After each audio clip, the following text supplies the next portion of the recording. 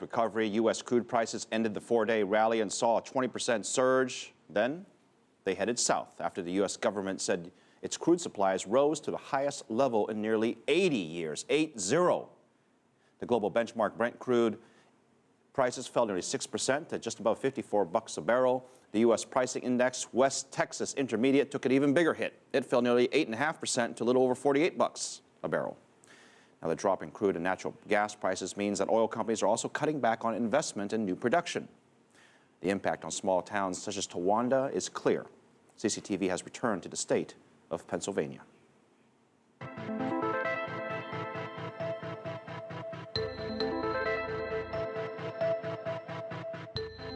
Stone with the first part of our series, Fueling the Future.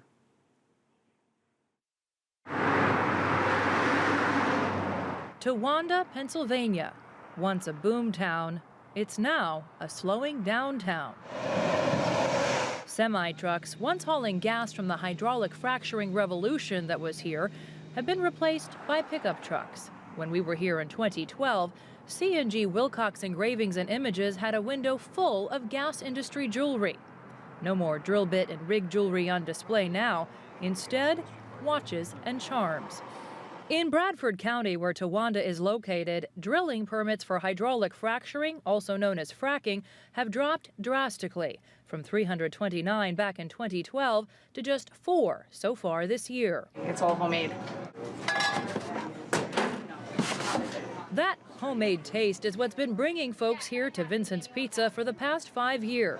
Would you guys like any grated cheese or hot pepper flakes? But co-owner Rebecca Contali says the slowdown in the gas industry means deliveries to gas workers have tapered off by about 5 pies a night. And we see a decline in the deliveries to the hotels because a lot of these gentlemen are staying in hotels. While Rebecca says the slowdown won't put her out of business, she worries about what it could do to Main Street businesses. If the gas industry declines and the gas prices decline, that means people locally are getting less money, so they're less apt to spend money.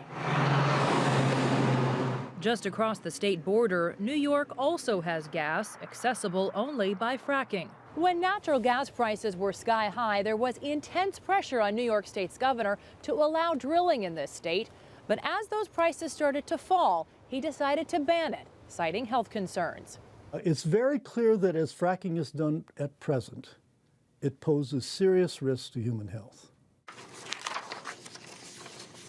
Dr. David Carpenter leads the Institute for Health and the Environment at the University of Albany. It was his report on the potential health impacts of fracking that the governor cited when banning the practice.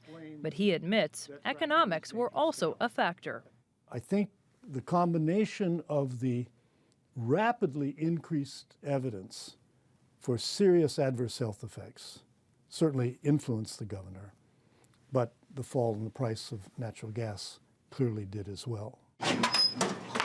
Back at Vincent's Pizza, Rebecca is looking towards the future and grateful that 80% of her business is backed by local customers, not the industry. And we do have a great local support. However, I believe that the gas industry was nothing. It was a positive thing. It was here for everybody.